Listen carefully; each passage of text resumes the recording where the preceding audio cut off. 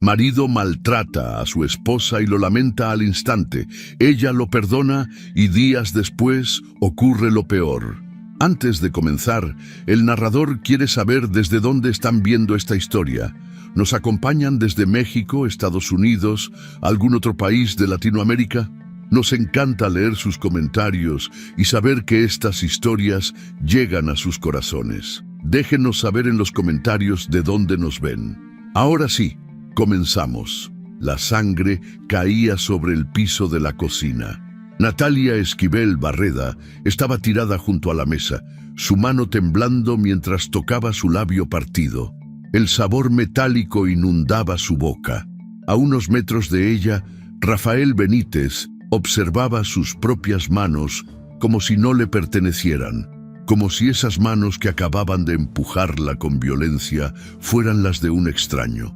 El silencio que llenaba aquella cocina en Leon Valley, San Antonio, era más aterrador que cualquier grito.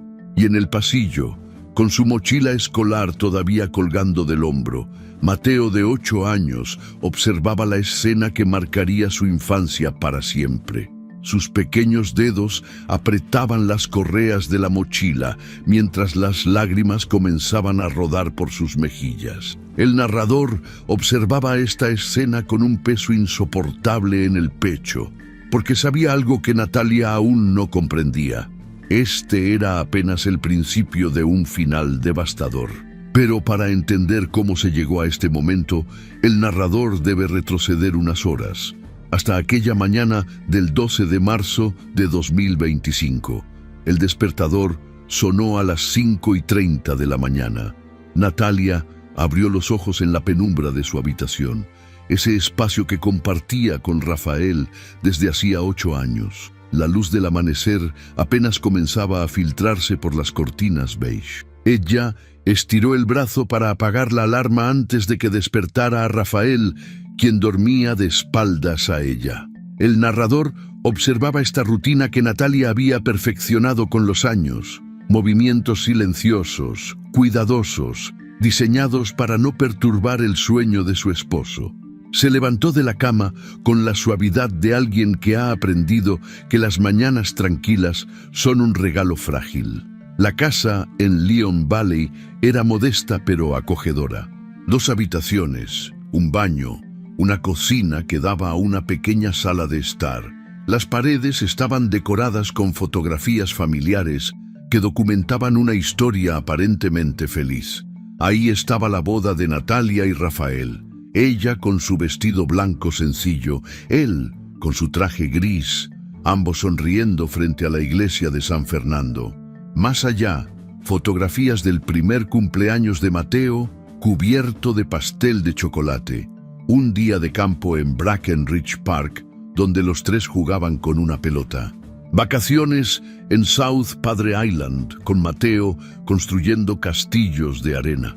El narrador se detenía en cada una de estas imágenes y percibía lo que ellas ocultaban, las tensiones que ya existían incluso en esos momentos aparentemente perfectos, los cambios de humor de Rafael que Natalia había aprendido a navegar con cuidado. Natalia entró a la cocina descalza, el piso frío bajo sus pies. Encendió la cafetera y comenzó a preparar el desayuno para Mateo. Huevos revueltos, frijoles refritos, tortillas de harina.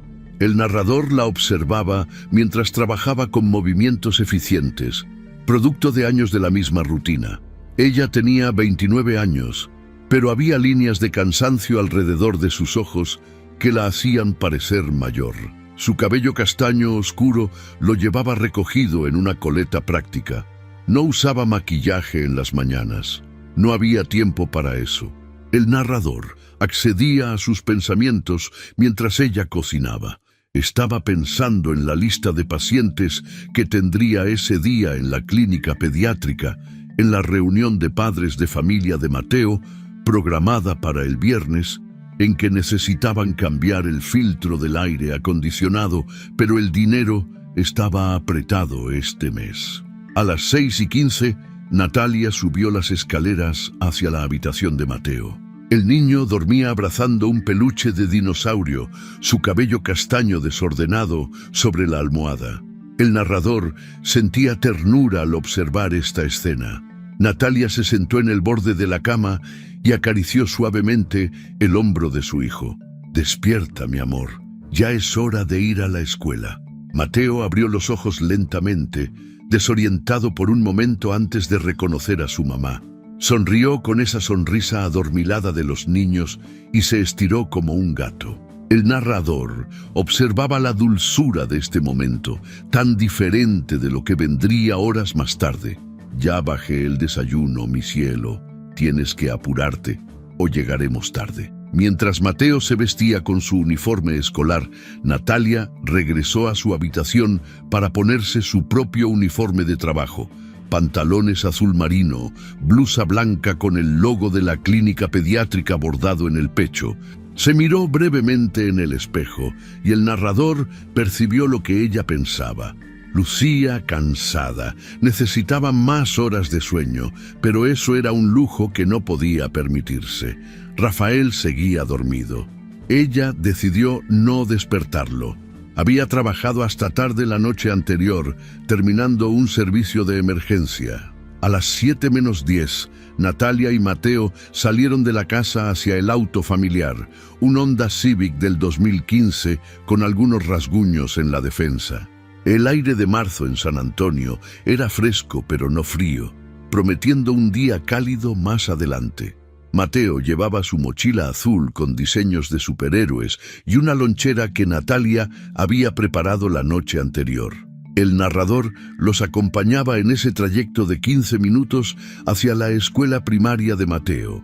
El niño le contaba a su mamá sobre un examen de matemáticas que tendría ese día. Natalia lo animaba, le decía que estudió mucho y que le iría bien.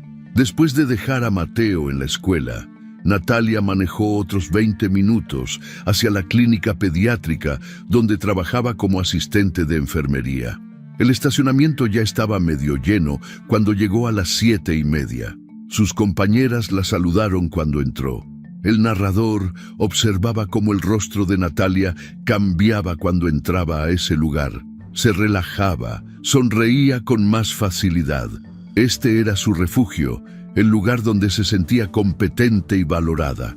La mañana transcurrió ocupada. Natalia atendió a una docena de pacientes, bebés que llegaban para sus vacunas, niños pequeños con resfriados, una adolescente con dolor de garganta. El narrador la observaba trabajar con cada familia. Había calidez genuina en su trato. Cuando un bebé lloraba por una vacuna, ella lo cargaba y lo mecía con paciencia hasta que se calmaba. Cuando una madre primeriza estaba ansiosa sobre la fiebre de su hijo, Natalia le explicaba con voz tranquila qué síntomas vigilar y cuándo preocuparse. Era buena en su trabajo porque realmente se preocupaba por las personas. Durante su hora de almuerzo, Natalia se sentó en la pequeña sala de descanso del personal con su Tupperware de comida casera. Una de sus compañeras, Sandra, se sentó junto a ella y comenzaron a platicar sobre cosas triviales. Una serie de televisión que ambas estaban viendo, los planes para el próximo fin de semana. El narrador percibía que Natalia disfrutaba estos momentos de conversación simple, sin tensión. No mencionó a Rafael ni a ningún problema en casa.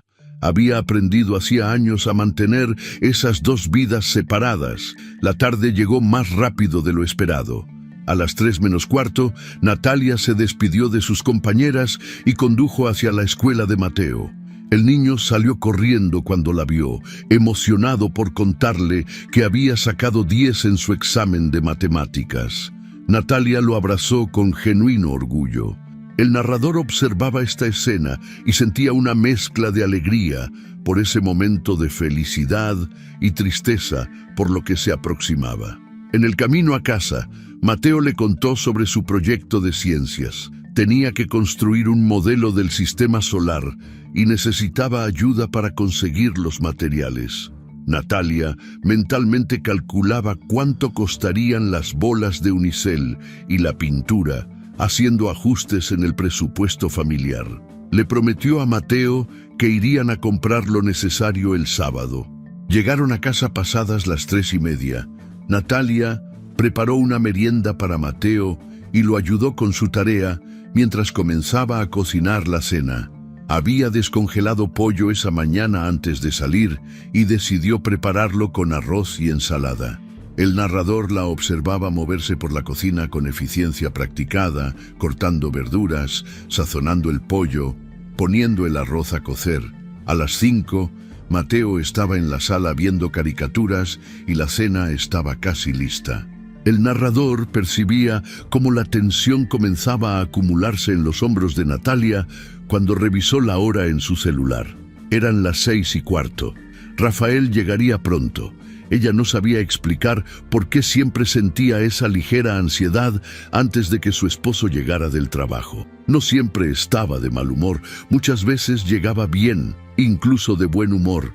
Pero había días donde algo en su trabajo lo frustraba y traía esa frustración a casa.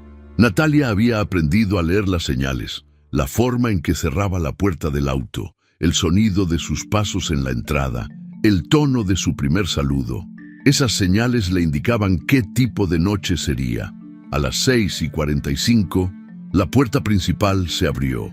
Rafael Benítez entró con su uniforme de trabajo, una camisa azul con su nombre bordado que llevaba manchas de grasa de los sistemas de climatización que reparaba. El narrador observaba su lenguaje corporal con atención. Hombros tensos, mandíbula apretada, mirada que no se enfocaba en nada en particular. Rafael tenía 34 años, complexión robusta de quien trabaja físicamente, barba corta que ya mostraba algunas canas prematuras. Cerró la puerta con más fuerza de la necesaria. Natalia salió de la cocina limpiándose las manos en un trapo. «Hola, mi amor. ¿Cómo te fue hoy?» Rafael apenas la miró. «Bien». El narrador accedía a los pensamientos de Rafael en ese momento. Había tenido un cliente difícil ese día, una mujer en Alamo Heights que se quejó de todo el trabajo, cuestionó cada cargo en la factura y finalmente se negó a pagar el monto completo. Rafael se sintió humillado y respetado. Pasó 40 minutos discutiendo con ella hasta que finalmente aceptó un pago reducido solo para poder irse. Pero esa sensación de injusticia lo acompañó todo el resto del día. El mundo siempre lo trataba injustamente, pensaba él. Trabajaba duro, más duro que la mayoría, y nunca era suficiente.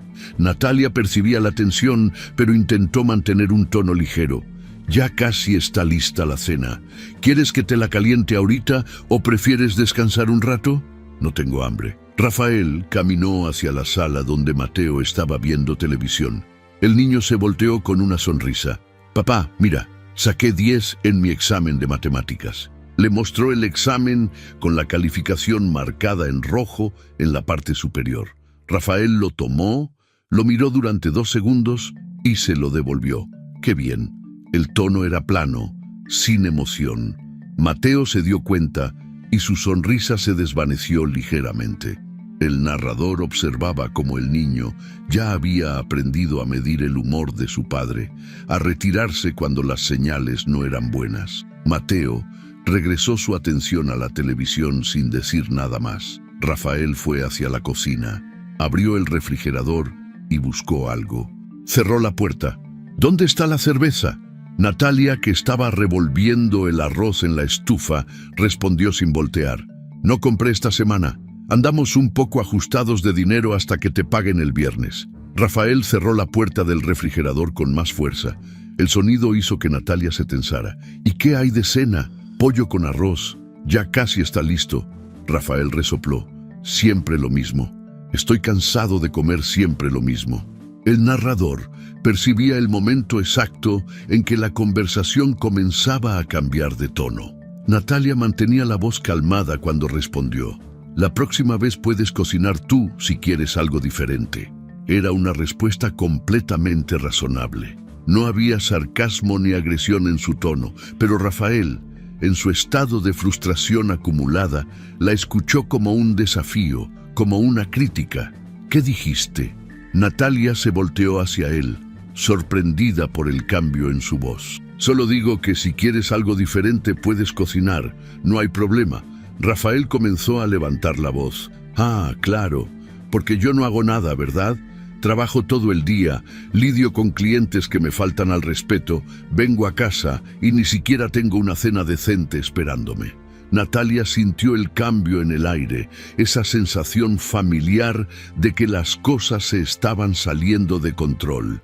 No dije eso, Rafael. Solo siempre tienes una respuesta, ¿verdad?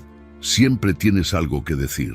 Nunca me apoyas. Trabajo como burro para mantener esta familia y tú nunca valoras nada de lo que hago. El narrador observaba cómo Rafael comenzaba a caminar en círculos por la cocina, sus manos moviéndose violentamente mientras hablaba. Su voz subía de volumen con cada frase. Natalia intentaba calmarlo. Rafael, por favor, no era mi intención molestarte.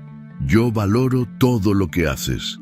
Lo sabes. Pero Rafael estaba en ese punto donde la lógica ya no importaba. Su frustración del día, su sensación de ser maltratado por el mundo, todo eso necesitaba un blanco. Y Natalia estaba ahí. Mateo apareció en la entrada del pasillo que conectaba la sala con la cocina. Su mochila escolar todavía colgaba de su hombro porque la había dejado ahí cuando llegaron a casa. El narrador observaba los ojos del niño, grandes y asustados, procesando los gritos de su padre. Natalia lo vio y eso la hizo encontrar algo de firmeza en su voz. Rafael, baja la voz. Mateo puede escucharnos. Esa frase fue la chispa final. Rafael giró hacia ella con los ojos encendidos. Ahora me vas a decir cómo hablar en mi propia casa. En ese momento, algo dentro de Rafael se rompió. El narrador no podía precisar exactamente qué fue. Tal vez fue la acumulación de años de frustraciones. Tal vez fue la sensación de que hasta en su propia casa no recibía el respeto que creía merecer. Tal vez fue simplemente que la ira encontró un camino sin obstáculos. Pero lo que sucedió a continuación cambió todo. Rafael se acercó a Natalia. Ella retrocedió instintivamente, en un movimiento impulsivo, cargado de toda la furia que había estado acumulando. Rafael empujó a Natalia con ambas manos. El empujón fue violento, brutal. Natalia perdió el equilibrio completamente. Su cuerpo giró mientras caía. Su cadera golpeó primero contra el borde de la mesa de la cocina. El sonido fue seco y terrible. Luego, su cuerpo completo cayó al suelo. Su boca golpeó contra el borde de la mesa en el camino. El sonido de la carne contra la madera hizo que el narrador quisiera apartar la mirada, pero no podía. Natalia quedó tendida en el piso de la cocina. Llevó su mano temblorosa hacia su boca y cuando la apartó, estaba cubierta de sangre. Su labio inferior estaba partido. La sangre caía sobre el piso de linóleo blanco, formando pequeños charcos rojos. El narrador registraba 3 reacciones simultáneas. Mateo, en el pasillo, se paralizó. Sus manos apretaron las correas de su mochila con tanta fuerza que sus nudillos se pusieron blancos. Su boca se abrió, pero no salió ningún sonido. Rafael, parado sobre Natalia, observó sus propias manos como si no le pertenecieran. Su expresión cambió instantáneamente de furia a horror absoluto, y Natalia, en el suelo, no se movía no por el dolor físico, sino por el shock emocional de lo que acababa de suceder. El silencio que siguió al golpe era más violento que el acto mismo.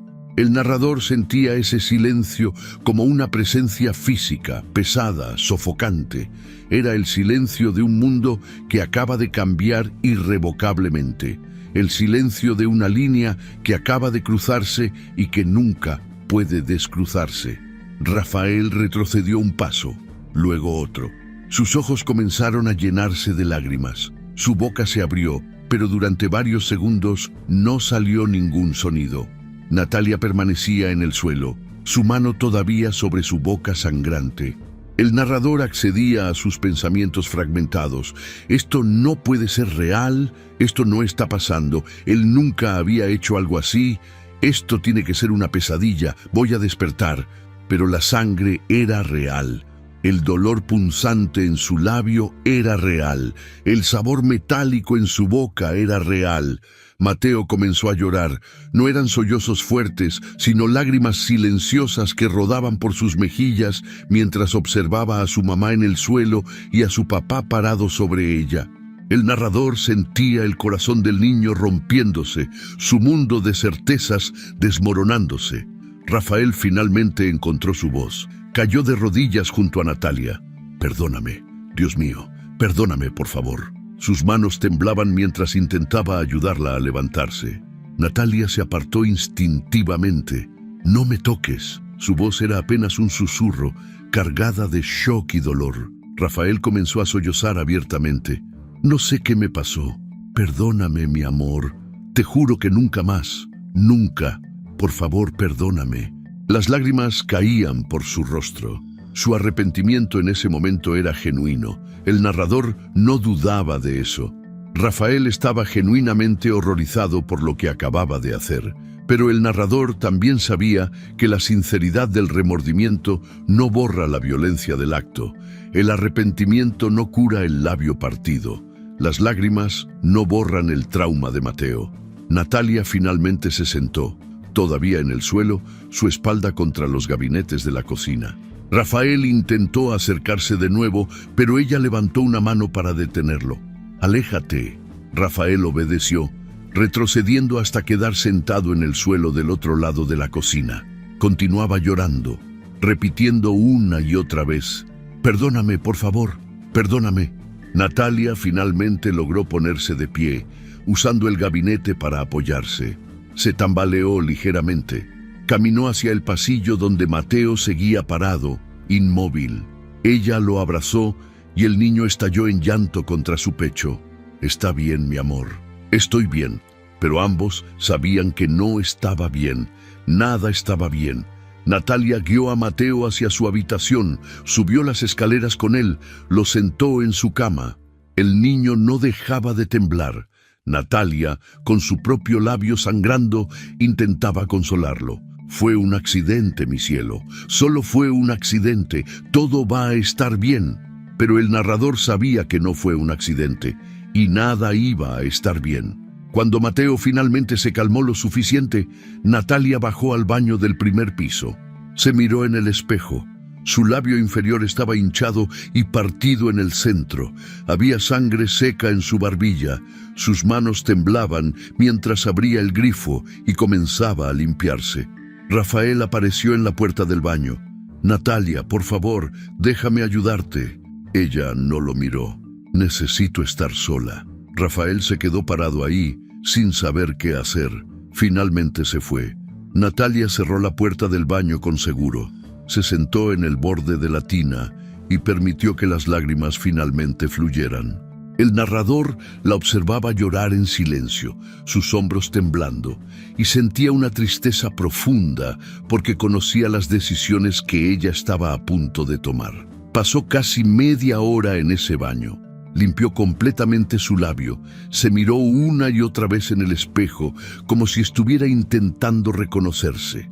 El narrador accedía a sus pensamientos torturados. Natalia pensaba en sus padres que vivían en Corpus Christi.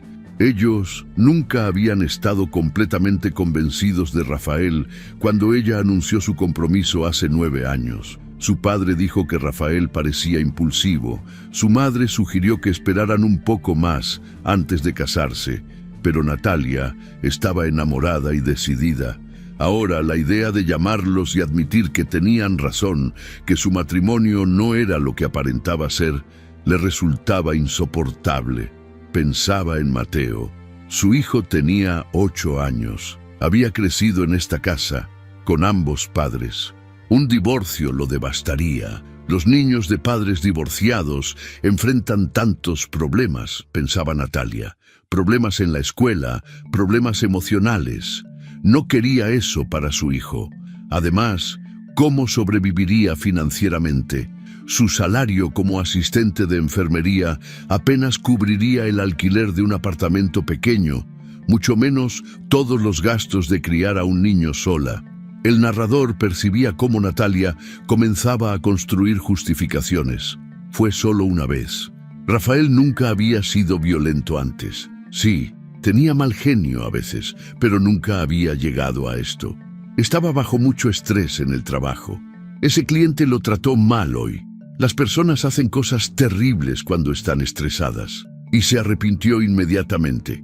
Vio el horror en sus ojos. Ese arrepentimiento era real. Tal vez esto fue lo que necesitaba, pensaba ella, tocar fondo para darse cuenta de que necesita cambiar. El narrador reconocía estas justificaciones. Las había escuchado antes, de otras mujeres, en otras historias. Son las mismas justificaciones que construyen millones de mujeres alrededor del mundo cuando enfrentan esta decisión imposible: irse o quedarse, romper la familia o creer en el cambio. Cuando Natalia finalmente salió del baño, eran casi las 9 de la noche. Subió a revisar a Mateo. El niño estaba dormido en su cama, todavía vestido con su ropa de escuela, su dinosaurio de peluche abrazado contra su pecho. Había estado llorando. Eso era evidente por sus mejillas manchadas y sus ojos hinchados. Natalia se sentó en el borde de su cama y acarició suavemente su cabello. El narrador observaba esta escena y sentía un dolor profundo. Este niño acababa de perder algo que nunca recuperaría: la sensación de seguridad completa en su propio hogar. Natalia bajó las escaleras. Rafael estaba sentado en el sofá de la sala, su cabeza entre sus manos. Cuando la escuchó, levantó la mirada. Sus ojos estaban rojos e hinchados. Se puso de pie inmediatamente. «Natalia, yo...» Ella levantó una mano para detenerlo. Se sentó en el sillón individual, manteniendo distancia entre ellos. Rafael volvió a sentarse en el sofá. El narrador observaba a estas dos personas que compartían una vida, ahora separadas por un abismo que se había abierto en cuestión de segundos. «Necesito que me expliques qué pasó», susurró Natalia. Rafael se limpió la cara con las manos. «No lo sé. Estaba tan enojado. Ese cliente hoy me trató como basura, cuestionó todo mi trabajo, me hizo sentir tan pequeño, y luego llegué a casa y, no sé, algo se rompió dentro de mí. Pero eso no es excusa, nada justifica lo que hice, nada». Su voz se quebró al final. Comenzó a llorar de nuevo. «Nunca debí tocarte, jamás. Soy un monstruo. Entiendo si quieres que me vaya. Entiendo si quieres el divorcio. Lo entiendo completamente». El narrador observaba a Natalia escuchar estas palabras. Una parte de ella quería gritarle, quería decirle que sí, que se fuera, que nunca quería volver a verlo. Pero otra parte, una parte más grande, buscaba razones para quedarse. «¿Alguna vez habías sentido ganas de golpearme antes?», preguntó ella. Rafael negó con la cabeza vehementemente. «Nunca, lo juro, nunca. A veces me enojo, sí, pero nunca había sentido... Nunca pensé que podría hacer algo así. Me asusté de mí mismo, Natalia. Cuando vi lo que hice, cuando vi la sangre, no podía creer que fui yo». Natalia permaneció en silencio durante un largo momento. El narrador accedía a sus pensamientos. Estaba buscando evidencia de que esto fue una aberración, un momento único causado por circunstancias excepcionales, no un patrón que se repetiría. «Si te doy otra oportunidad», dijo finalmente Natalia, «necesito que busques ayuda, terapia, manejo de la ira, algo». Rafael asintió con tanta urgencia que parecía que su cabeza se caería. «Sí, lo que sea. Buscaré un terapeuta mañana mismo. Haré lo que sea necesario, te lo prometo. Esto nunca, nunca volverá a pasar». Natalia lo miró directamente a los ojos. «Si vuelve a pasar, me voy. No habrá otra oportunidad. ¿Me entiendes? Te entiendo. No habrá otra vez porque voy a cambiar. Voy a ser mejor. Por ti, por Mateo, por nuestra familia». El narrador observaba esta conversación y sentía una tristeza que lo ahogaba. Conocía el final de esta historia. Sabía que estas promesas, por más sinceras que fueran en este momento, no serían suficientes. Pero Natalia no conocía el final. Ella solo conocía este momento presente donde su esposo lloraba y prometía cambio, donde ella podía elegir creer que su familia podía salvarse. Natalia se levantó del sillón. Rafael también se puso de pie, inseguro. Ella caminó hacia él. El narrador la observaba dar este paso, cruzar ese espacio entre ellos. Cuando llegó frente a Rafael, extendió sus brazos. Él la abrazó inmediatamente, sollozando contra su hombro. «Perdóname, por favor, perdóname». Natalia acarició su espalda, consolándolo a él, a pesar de que ella era quien tenía el labio partido. El narrador reconocía este patrón también. La mujer consolando al hombre que la lastimó, cuidando sus emociones incluso en su propio dolor. Se quedaron abrazados durante varios minutos. Cuando finalmente se separaron, Rafael tomó el rostro de Natalia entre sus manos con extrema suavidad, cuidadoso de no tocar su labio herido. «No te merezco, pero voy a trabajar cada día para merecerte.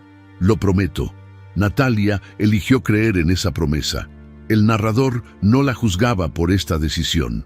Comprendía todas las razones que la llevaron a este momento. El amor por su familia, el miedo al fracaso, la esperanza de que las personas pueden cambiar, la presión de mantener la apariencia de un matrimonio feliz, las limitaciones financieras, la preocupación por Mateo, todas eran razones válidas, comprensibles, pero también eran razones que la estaban llevando hacia un final que ella no podía anticipar. Esa noche, después de que ambos finalmente subieron a la cama, Rafael se durmió rápidamente, agotado emocionalmente. Natalia permaneció despierta durante horas, mirando el techo en la oscuridad. El narrador la acompañaba en esa vigilia. Ella tocaba suavemente su labio hinchado, sintiendo el dolor pulsante. Se preguntaba si había tomado la decisión correcta. Se preguntaba si Rafael realmente cambiaría. Se preguntaba cómo sería la vida si se hubiera ido. Finalmente, alrededor de las 3 de la mañana, el cansancio la venció y cayó en un sueño inquieto. El narrador se quedó observando la habitación después de que ella se durmió. La fotografía de la boda de Natalia y Rafael colgaba en la pared frente a la cama. En esa imagen, ambos sonreían con la alegría de los jóvenes enamorados que creen que el amor lo conquista todo. El narrador miraba esa fotografía y luego miraba a la pareja en la cama. Rafael durmiendo profundamente, Natalia con su labio partido, ambos agotados por el trauma del día. La distancia entre esas dos versiones de ellos mismos, la versión en la fotografía y la versión actual, era un abismo de años, de decepciones acumuladas, de promesas rotas y renovadas. El narrador cerraba este primer capítulo con un peso insoportable en el corazón. Natalia había tomado su decisión. Había elegido perdonar, elegido creer, elegido darle a Rafael una última oportunidad. Y en ese momento, esa decisión parecía ser la correcta, la compasiva, la que mantenía unida a su familia. Pero el narrador, con su conocimiento omnisciente del futuro, sabía que esta decisión la llevaría por un camino que terminaría en el estacionamiento del supermercado Hill Country Market 5 días después. Un camino que terminaría con sirenas, con sangre, con un niño huérfano de madre y con Rafael comprendiendo demasiado tarde que algunas promesas son imposibles de cumplir cuando el problema es más profundo que la simple fuerza de voluntad. Por ahora, en esta noche del 12 de marzo, Natalia dormía con la creencia de que había salvado su matrimonio. No sabía que en realidad acababa de sellar su destino. El despertador de Natalia sonó a las 5:30 de la mañana del 13 de marzo, como siempre. Pero cuando extendió su brazo para apagarlo, algo era diferente. El espacio a su lado en la cama estaba vacío. El narrador observaba cómo ella se incorporaba confundida, tocando instintivamente su labio hinchado que le recordaba que la noche anterior no había sido una pesadilla. Escuchó sonidos provenientes de la cocina, olores que no eran comunes a esa hora. Se puso su bata y bajó las escaleras con cautela. La escena que encontró en la cocina la detuvo en la puerta. Rafael estaba frente a la estufa, todavía en pants y camiseta, preparando el desayuno. Huevos revueltos, pan tostado, jugo de naranja recién exprimido. La mesa estaba puesta con servilletas dobladas, algo que nunca hacían en las mañanas de entresemana. Rafael se volteó cuando la sintió y su expresión era una mezcla de nerviosismo y esperanza. «Buenos días, mi amor. Siéntate, por favor. Ya casi está listo». Natalia se quedó parada ahí sin saber cómo reaccionar. El narrador percibía su confusión. Una parte de ella quería gritarle, recordarle que 24 horas antes la había tirado al suelo. Otra parte, más grande, quería creer que este gesto significaba algo, que el cambio era posible. Se sentó lentamente en su lugar habitual. Rafael sirvió los huevos en el plato de Natalia con cuidado exagerado, como si ella fuera de cristal. Se sentó frente a ella y la observó con ojos que el narrador identificaba como llenos de culpa y súplica silenciosa. Natalia tocó los huevos con el tenedor, pero no comió. Su labio todavía le dolía demasiado. «¿Te duele mucho?», preguntó Rafael en voz baja. «Un poco. Debería llevarte al doctor. Ya tengo cita para mañana». Rafael asintió, mirando su propio plato sin comer tampoco. El silencio entre ellos era denso, lleno de cosas no dichas. Finalmente, él habló. «Llamé al trabajo. Les dije que llegaría tarde. Quiero llevarte y recoger a Mateo de la escuela hoy. Quiero ayudar más. Quiero que veas que lo digo en serio». El narrador observaba cómo Natalia procesaba estas palabras. En 8 años de matrimonio, Rafael nunca había faltado al trabajo por cuestiones familiares. Siempre era ella quien ajustaba su horario, quien pedía permisos, quien sacrificaba. Este gesto era significativo. «No tienes que hacer eso», dijo Natalia, pero su voz carecía de convicción. «Quiero hacerlo». En ese momento, Mateo apareció en la entrada de la cocina. El niño traía su pijama de superhéroes y su cabello despeinado. Se detuvo al ver a sus padres sentados juntos en la mesa del desayuno, algo que rara vez sucedía en días de escuela. Sus ojos fueron inmediatamente al labio hinchado de su mamá. El narrador sentía el peso de los recuerdos de la noche anterior en la mente del niño. «Buenos días, campeón», dijo Rafael con una alegría forzada. «Ven, hice el desayuno para todos». Mateo se acercó lentamente y se sentó en su silla. Rafael le sirvió huevos y le pasó el jugo. El niño comió en silencio, mirando alternadamente a su mamá y a su papá, tratando de entender qué significaba esta normalidad aparente después de lo que había presenciado. El narrador acompañó a la familia en ese trayecto a la escuela. Rafael manejaba, Natalia iba en el asiento del copiloto, Mateo atrás. Rafael intentaba hacer conversación, preguntándole a Mateo sobre su proyecto de ciencias, sobre sus amigos. El niño respondía con monosílabos. Cuando llegaron a la escuela, Mateo se bajó rápido, como si quisiera escapar de la tensión en ese auto. Natalia lo alcanzó antes de que entrara al edificio. «¿Estás bien, mi amor?». Mateo la miró con esos ojos de 8 años, que parecían haber envejecido años en una noche. «¿Tú estás bien, mami?» «Estoy bien, todo está bien». Pero el narrador sabía que el niño no le creía. Mateo abrazó a su mamá con fuerza antes de correr hacia la entrada de la escuela. Natalia lo observó irse, su corazón partiéndose por la inocencia robada a su hijo.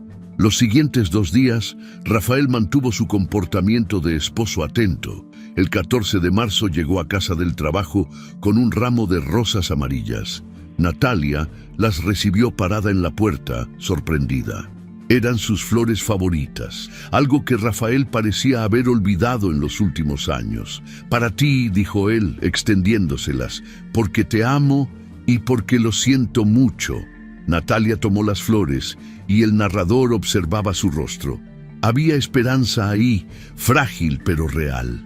Quería creer que este hombre frente a ella era el mismo del que se enamoró 9 años atrás, no el que la empujó 2 noches antes. Esa tarde, el narrador observó algo que no había visto en meses. Rafael jugando con Mateo en el pequeño jardín trasero. Lanzaban una pelota de fútbol, Rafael enseñándole a su hijo cómo patearla correctamente. Las risas de Mateo llenaban el aire. Natalia los observaba desde la ventana de la cocina mientras preparaba la cena, y el narrador accedía a sus pensamientos. Tal vez esto era lo que necesitaban, esta crisis para recordarles lo que tenían, para valorarse mutuamente. Por la noche, después de acostar a Mateo, Rafael se sentó con Natalia en el sofá. Tomó su mano con suavidad. Llamé a un terapeuta hoy. Tengo cita para el lunes. ¿De verdad? De verdad. Necesito entender por qué reaccioné así. Necesito herramientas para manejar mi enojo. No quiero volver a ser esa persona nunca más. Natalia apretó su mano. El narrador observaba este momento y sentía una tristeza profunda, porque conocía la verdad que Natalia aún no podía ver. Las citas con terapeutas nunca se materializarían. Las promesas se disolverían como tantas otras antes. El 15 de marzo, Natalia tuvo su cita en la clínica Alamo Family Health. Era un edificio pequeño de ladrillo rojo en la zona norte de San Antonio. Llegó durante su hora de almuerzo del trabajo, todavía con su uniforme de la clínica pediátrica. La recepcionista la hizo pasar después de 10 minutos de espera. El doctor Andrew McCarthy era un hombre de 47 años, con cabello castaño salpicado de canas y una barba recortada. Tenía ojos azules que el narrador identificaba como profesionalmente amables, pero también cansados, como si hubieran visto demasiado sufrimiento humano. Cuando Natalia entró, él levantó la vista de su escritorio y le sonrió. Natalia, ¿verdad? Siéntese, por favor. Ella se sentó en la silla frente al escritorio, sus manos entrelazadas en su regazo. El doctor McCarthy se acercó y comenzó a examinar su labio con una linterna pequeña. El narrador observaba cómo sus ojos profesionales registraban cada detalle, la hinchazón que ya comenzaba a bajar, la laceración que estaba sanando, pero que dejaría una pequeña cicatriz, el moretón amarillento que se extendía hacia su barbilla. ¿Puede mover el brazo sin dolor?, preguntó el doctor. Natalia levantó su brazo derecho. Había un moretón grande en la parte superior, en forma de las esquinas de una mesa. Me duele un poco, pero puedo moverlo bien. El doctor McCarthy tomó notas en su computadora, sus dedos tecleando con rapidez. Luego se recostó en su silla y miró a Natalia directamente. ¿Cómo ocurrió esto, Natalia? El narrador percibía la tensión instantánea en los hombros de ella. Natalia había ensayado esta respuesta desde que hizo la cita. Me caí en casa. Iba bajando las escaleras con ropa limpia y no vi bien dónde pisaba. Fue tonto de mi parte. El doctor McCarthy permaneció en silencio durante varios segundos. El narrador sabía lo que él estaba pensando. Había tratado suficientes casos de violencia doméstica para reconocer las señales. El patrón de las lesiones no concordaba con una caída por las escaleras. La laceración en el labio era consistente con un impacto directo, no con el tipo de rasguño que dejaría una caída. El moretón en el brazo tenía la forma exacta de una esquina de mesa. Natalia, necesito documentar esto correctamente en su expediente. ¿Estás segura de que eso fue lo que pasó? Ella lo miró a los ojos y el narrador observaba cómo construía una muralla detrás de su mirada. Sí, doctor, fue una caída, solo eso. El doctor McCarthy suspiró suavemente y regresó a su computadora. Escribió en el expediente, pero el narrador leía sobre su hombro las palabras que aparecían en la pantalla. Paciente presenta laceración en labio inferior de aproximadamente 1 centímetro, parcialmente sanada. Equimosis en brazo derecho consistente con impacto contra objeto contundente con esquina. Paciente atribuye lesiones a caída accidental, pero patrón de heridas sugiere trauma de impacto directo. Posible caso de violencia doméstica. Se recomienda seguimiento y recursos de apoyo. 2. El doctor se volteó de nuevo hacia Natalia y abrió un cajón de su escritorio. sacó un folleto colorido con el título Centro de Ayuda para Víctimas de Violencia Doméstica de San Antonio. Natalia, quiero darle esto, solo para que lo tenga. Hay recursos disponibles si alguna vez los necesita. Natalia tomó el folleto sin mirarlo, metiéndolo rápidamente en su bolso. No voy a necesitarlo, pero gracias. ¿Se siente segura en su casa?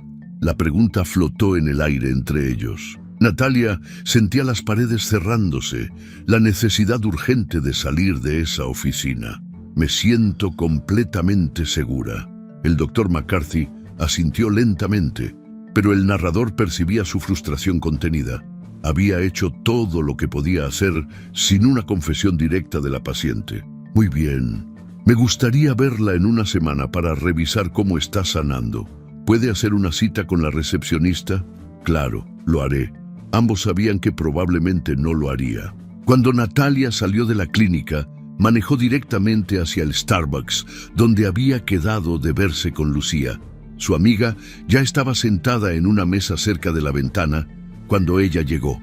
Lucía Monforte tenía 31 años, cabello ondulado castaño claro y una forma directa de hablar que a veces incomodaba a las personas, pero que Natalia siempre había apreciado. Lucía se puso de pie cuando vio a Natalia acercarse, pero su sonrisa se desvaneció instantáneamente cuando vio el labio hinchado de su amiga. Natalia se sentó y el narrador observaba cómo Lucía la estudiaba con ojos analíticos. ¿Qué te pasó en el labio, Nati? Me caí en las escaleras. Fue una tontería mía, no estaba poniendo atención. Lucía tomó un sorbo de su café sin dejar de mirar a su amiga. El narrador percibía su escepticismo. ¿Te caíste en las escaleras? Sí, ayer por la noche.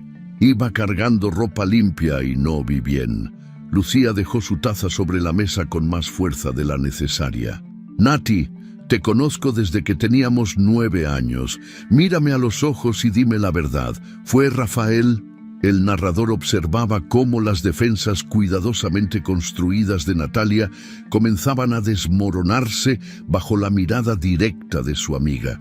Sus ojos se llenaron de lágrimas. Intentó mantener la compostura, pero su labio inferior comenzó a temblar y eso le causó dolor, lo que la hizo llorar más. Lucía se levantó inmediatamente y se sentó en la silla junto a Natalia, rodeándola con sus brazos. Natalia lloró contra el hombro de su amiga mientras los otros clientes del café miraban discretamente.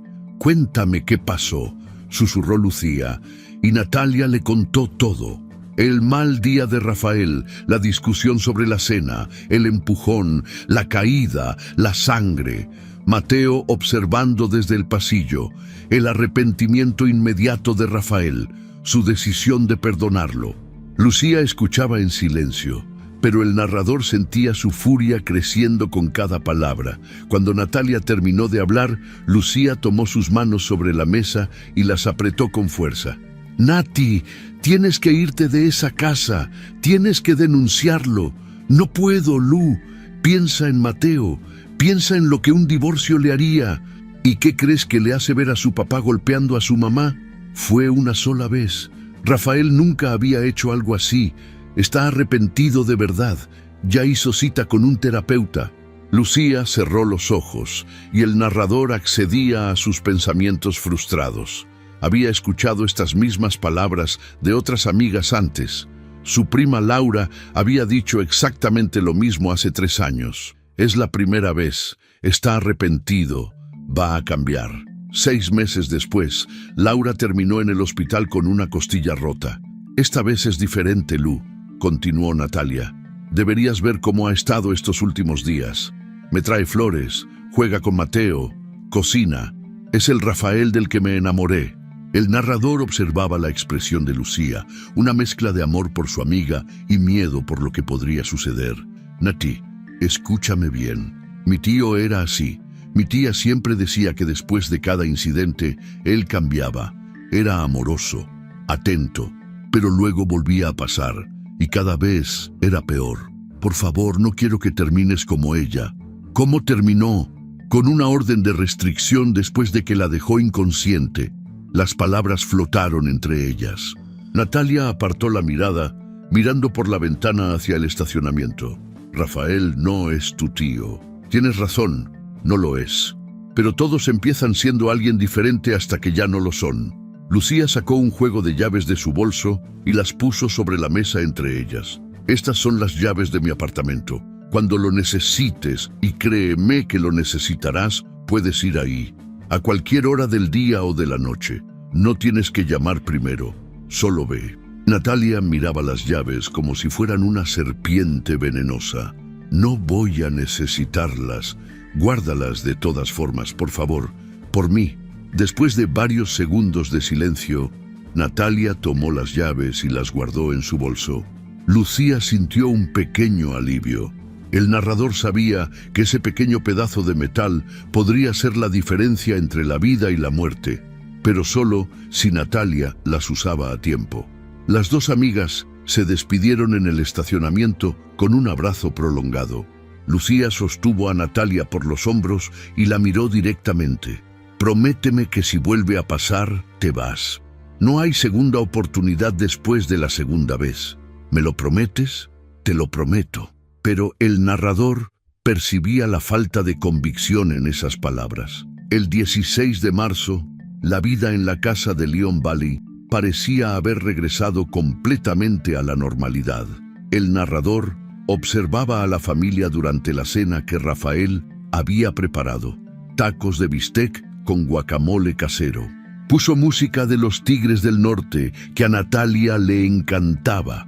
Después de cenar, Rafael tomó la mano de Natalia y la hizo bailar en la cocina.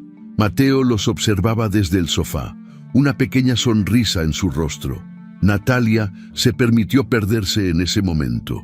El narrador accedía a sus pensamientos. Esto era lo que había valido la pena salvar.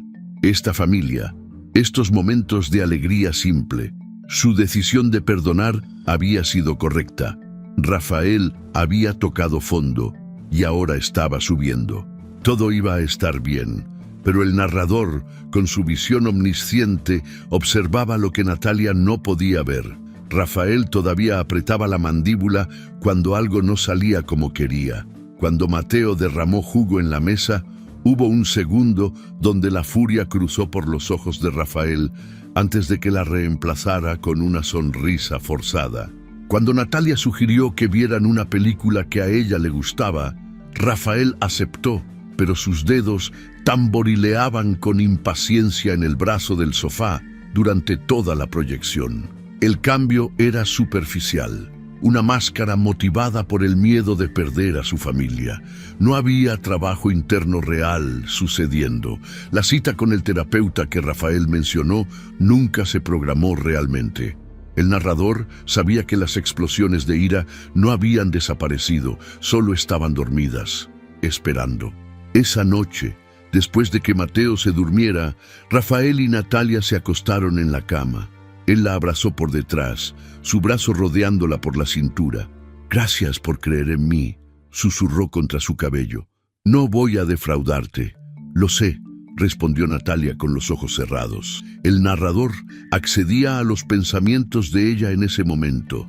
Se sentía en paz. Sentía que había tomado la decisión correcta. Su familia estaba sanando. El incidente del 12 de marzo se convertiría en un recuerdo oscuro, pero distante, algo que los hizo más fuertes. Pero el narrador, conociendo el futuro, sentía una tristeza que lo ahogaba, porque sabía que en menos de 24 horas, todo este castillo de esperanza se derrumbaría. Sabía que las llaves de Lucía permanecerían sin usar en el fondo del bolso de Natalia. Sabía que el folleto del Dr. McCarthy nunca sería leído. Sabía que todas las señales que Natalia eligió ignorar estaban a punto de converger en un momento de violencia que no tendría retorno. El narrador cerraba este capítulo observando a Natalia dormida, abrazada por el hombre que pronto la mataría, sin saber que sus últimas horas de vida ya estaban contándose. La mañana del 17 de marzo llegó con un cielo despejado y una temperatura agradable. Natalia despertó sintiéndose ligera, casi feliz. Habían pasado 5 días desde aquella noche terrible en la cocina, y cada uno de esos días había reforzado su creencia de que había tomado la decisión correcta. Rafael estaba cambiando. Lo veía en sus gestos, en su paciencia, en cómo jugaba con Mateo sin mostrar frustración. El narrador la observaba preparar el desayuno con una sonrisa en los labios, tararear una canción mientras revolvía los huevos, y sentía un peso insoportable en el pecho porque conocía lo que vendría.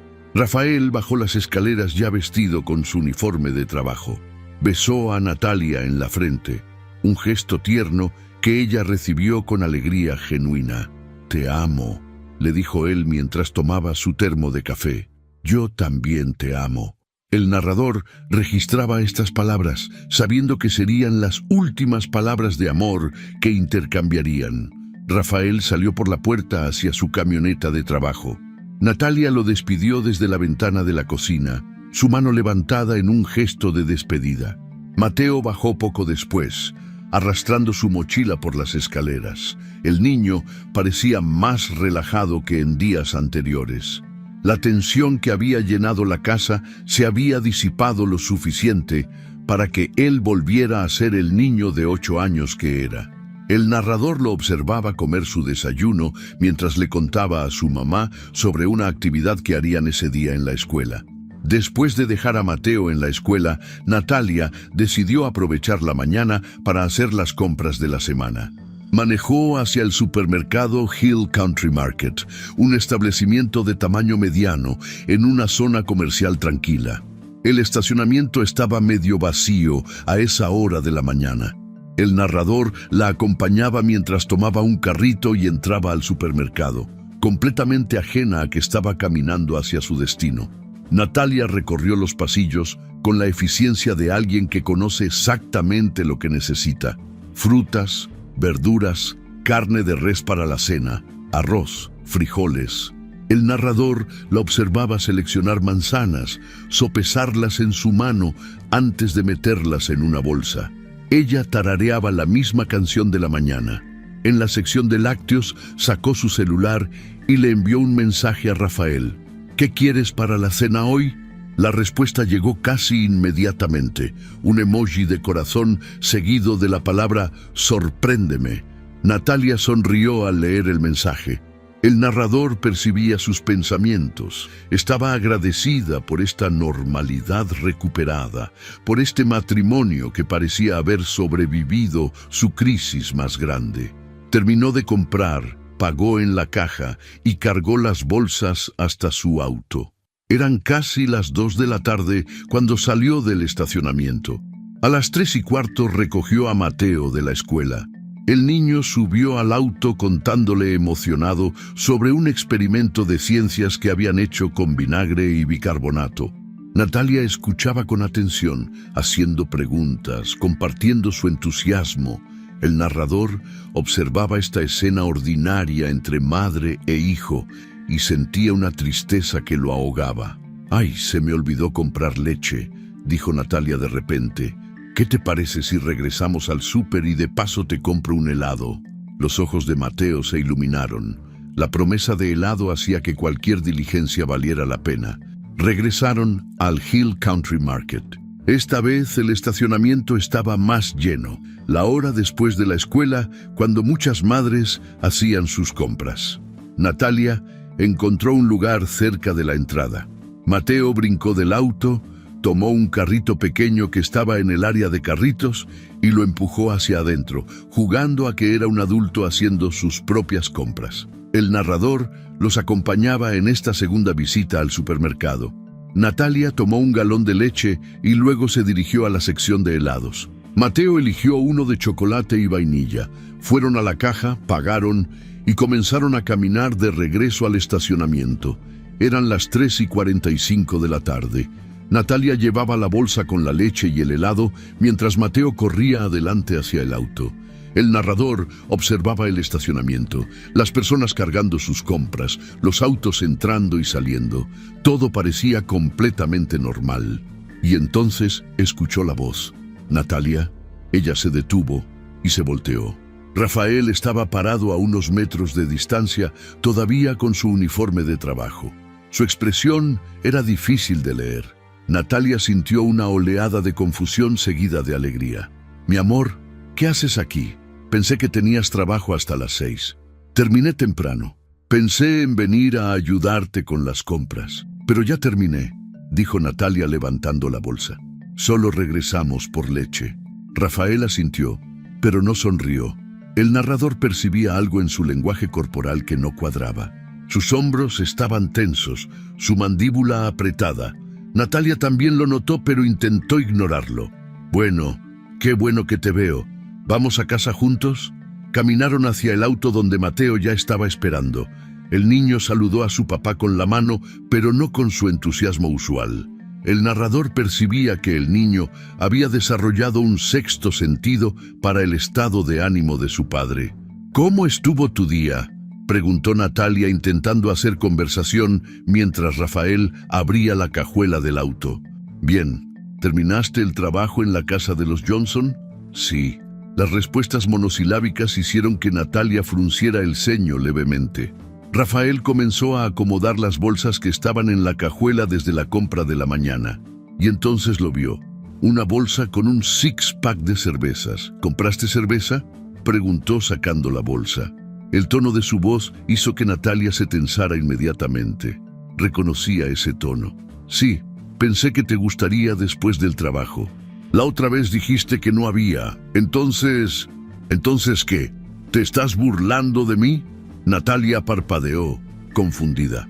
«¿Qué? No, mi amor. Solo pensé...». Rafael dejó la bolsa de cervezas con fuerza sobre el piso de la cajuela. El narrador observaba cómo su expresión se transformaba, cómo la furia comenzaba a apoderarse de sus facciones. «Hace unos días me reclamaste que no compraba cerveza. Ahora la compras. ¿Qué juego estás jugando?». «No estoy jugando ningún juego, Rafael.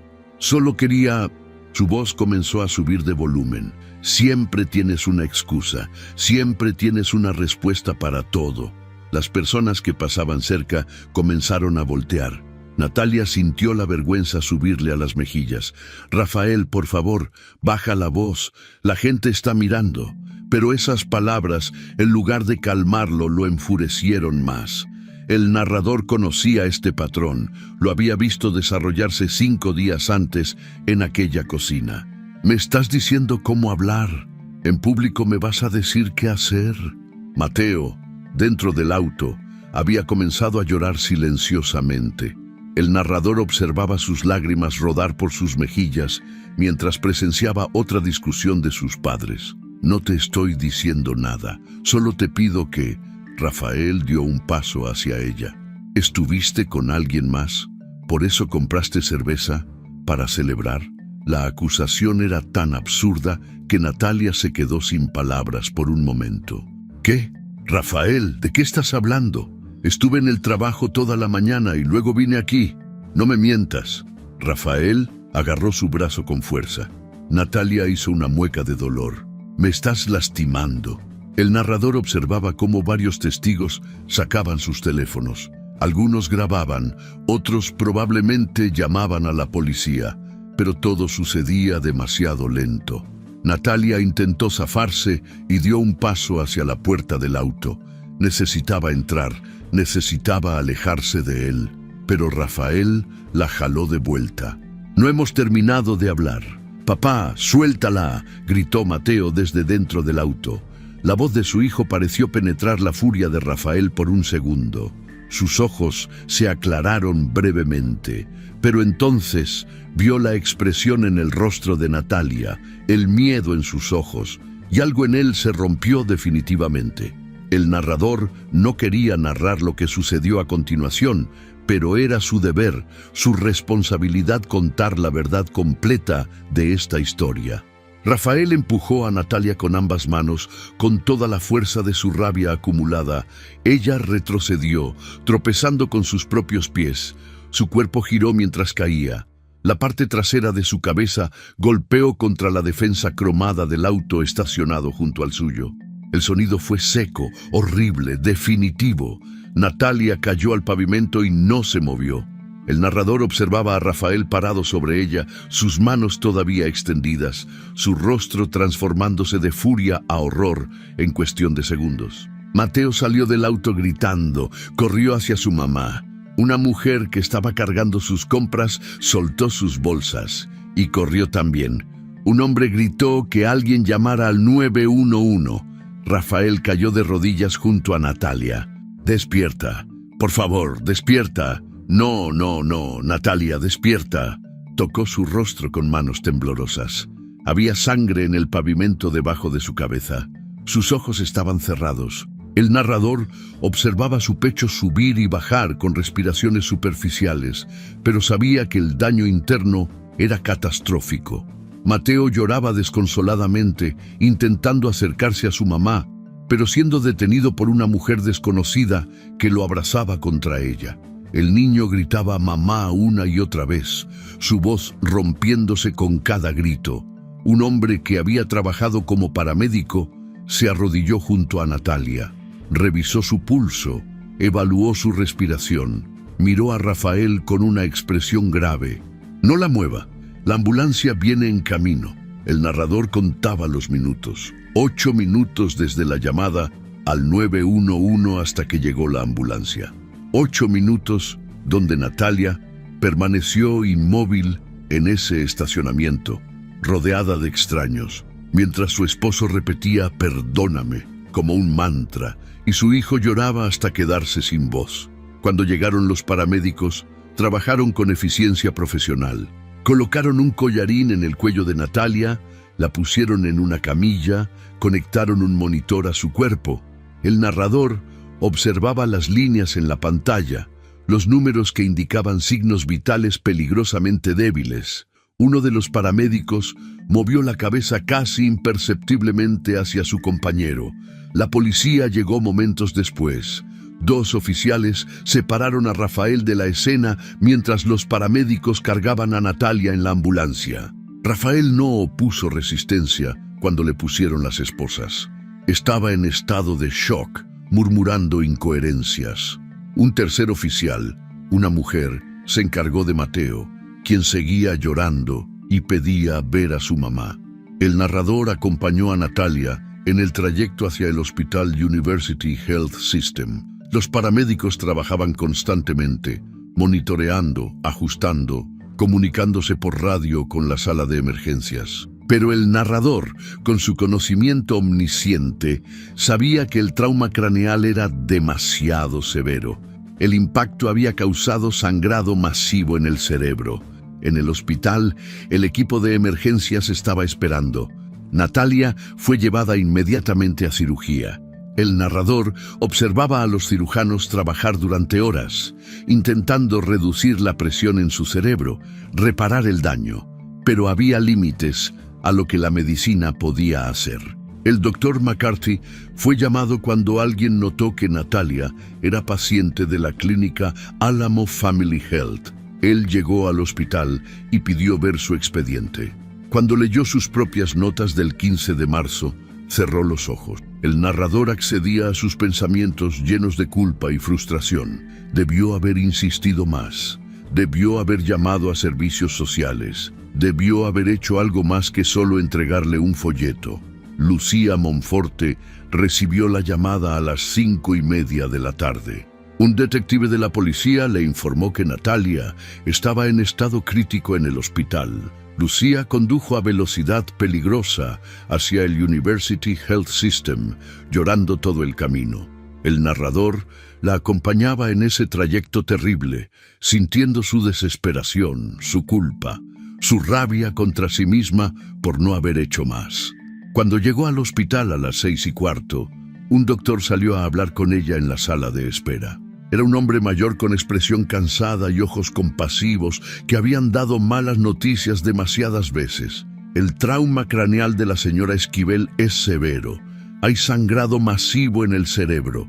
Hemos hecho todo lo que está en nuestras manos, pero no terminó la frase. No necesitaba hacerlo. Lucía entendió perfectamente lo que esas palabras significaban. Se cubrió la boca con la mano, tratando de contener un sollozo. ¿Cuánto tiempo tiene? Horas, tal vez menos. Lo siento mucho. Lucía pidió ver a Natalia y fue llevada a la unidad de cuidados intensivos. Su amiga yacía en una cama rodeada de máquinas, tubos conectados a su cuerpo, vendajes cubriendo su cabeza. El narrador observaba a Lucía acercarse lentamente a la cama, como si tuviera miedo de que Natalia fuera a desvanecerse si se movía muy rápido. Tomó la mano de Natalia, todavía tibia pero inmóvil. Se sentó en la silla junto a la cama y comenzó a hablar en voz baja. «Perdóname, Nati. Perdóname por no sacarte de ahí cuando tuve la oportunidad. Debí haberte obligado. Debí haber llamado a la policía yo misma. Debí hacer algo, lo que fuera». Las lágrimas caían sobre las sábanas blancas del hospital. El narrador observaba esta escena de amistad y pérdida, de culpa y amor.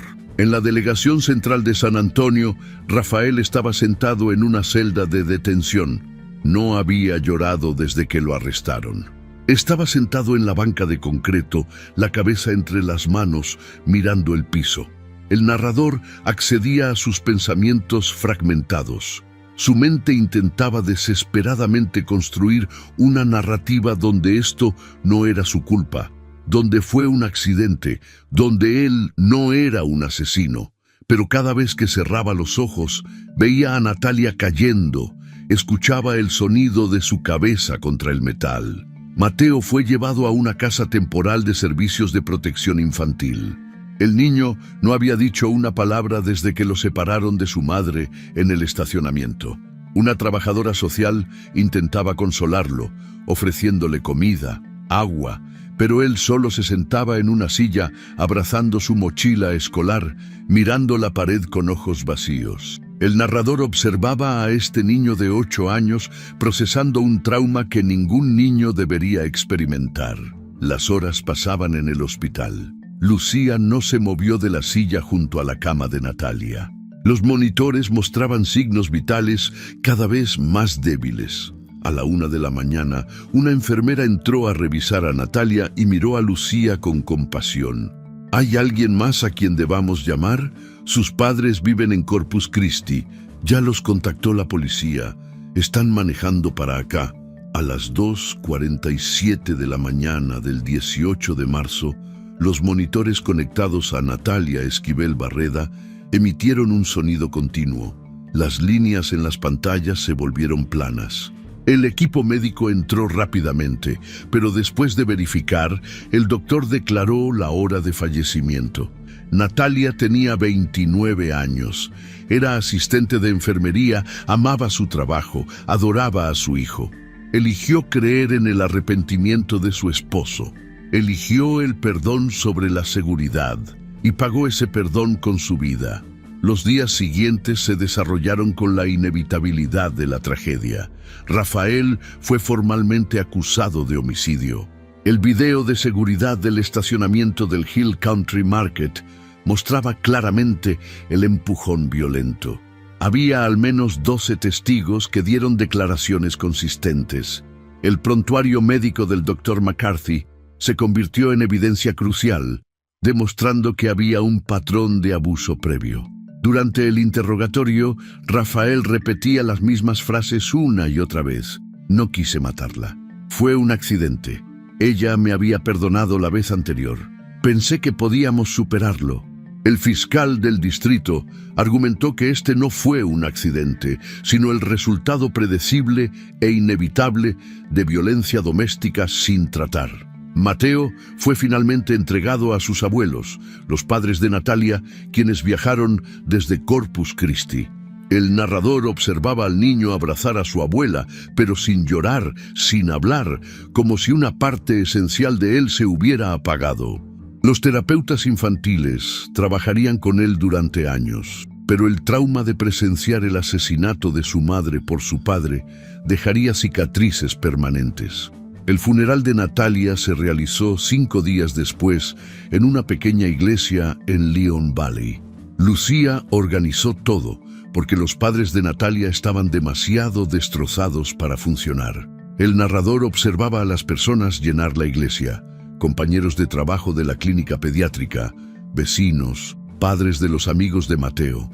Todos lloraban por una mujer que había sido amable, trabajadora, amorosa, y cuya única falta fue creer que el amor podía cambiar a alguien incapaz de cambio real. Una semana después del funeral, Lucía estaba sentada en su apartamento mirando las llaves que le había dado a Natalia. Esas llaves que podrían haber salvado su vida si las hubiera usado. El narrador observaba cómo Lucía las sostenía en su mano, llorando por su amiga, culpándose a sí misma, aunque sabía que Natalia había tomado sus propias decisiones.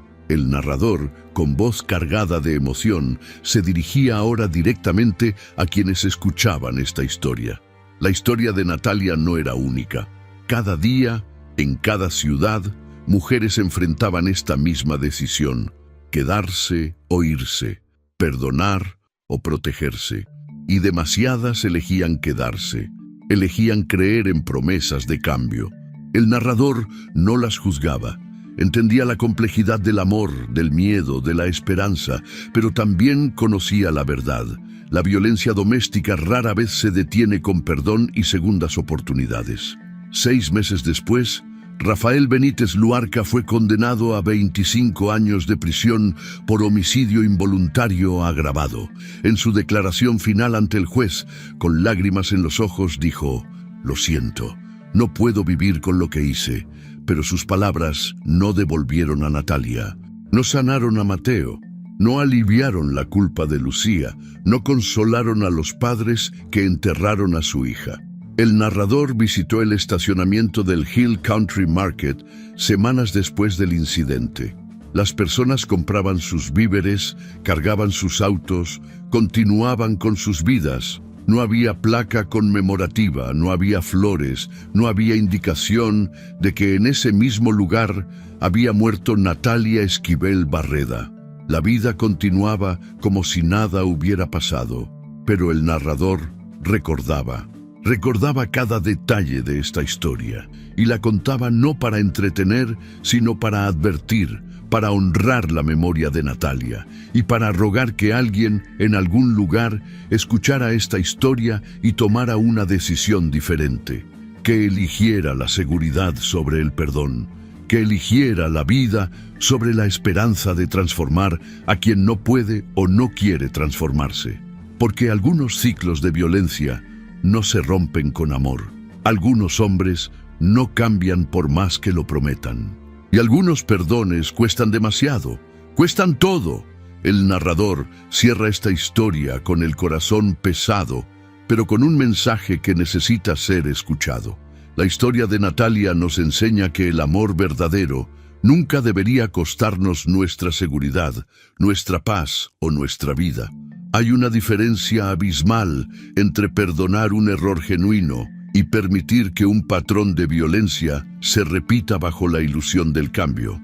Natalia eligió creer en las promesas de Rafael porque amaba a su familia, porque no quería que Mateo creciera sin su padre, porque la sociedad nos ha enseñado que las mujeres deben ser pacientes, comprensivas y dar segundas oportunidades. Pero el narrador quiere que entiendan algo fundamental. Ustedes no son responsables de cambiar a nadie. No son terapeutas de sus parejas. No deben sacrificar su bienestar esperando que alguien se transforme. Las señales estaban ahí. Siempre están ahí. La mandíbula apretada, los cambios de humor, la necesidad de control, los estallidos de ira seguidos de arrepentimiento. Estos patrones no desaparecen con flores, cenas románticas o promesas lloradas. Requieren ayuda profesional, terapia real, trabajo interno profundo que muchos agresores nunca están dispuestos a hacer. Si están viviendo algo similar a lo que vivió Natalia, el narrador les suplica que escuchen estas palabras. Su vida vale más que cualquier matrimonio, más que la apariencia de familia perfecta, más que el miedo a estar solas. Hay recursos disponibles, hay personas dispuestas a ayudar. Las llaves de Lucía existen en forma de refugios, líneas de ayuda, amigos, familiares que los recibirán sin juzgar. Y si conocen a alguien como Natalia, no se rindan. Ofrezcan esas llaves una y otra vez. Documenten lo que ven. estén presentes, porque aunque no puedan obligar a nadie a irse, su apoyo constante puede ser lo que finalmente les dé el valor para elegir la vida. La memoria de Natalia merece que esta historia salve, aunque sea una vida, que inspire a alguien a tomar una decisión diferente, que rompa el silencio que protege a los agresores, porque el verdadero amor jamás duele. El verdadero amor jamás aterroriza. El verdadero amor jamás te hace temer por tu vida. Si te gustó esta historia, deja tu comentario y cuéntanos desde qué país nos estás viendo. Es muy importante para nosotros. Deja tu like y suscríbete al canal para seguir recibiendo historias increíbles como esta nueva historia que está apareciendo para ti ahora. Haz clic en la historia que está apareciendo en pantalla y sorpréndete.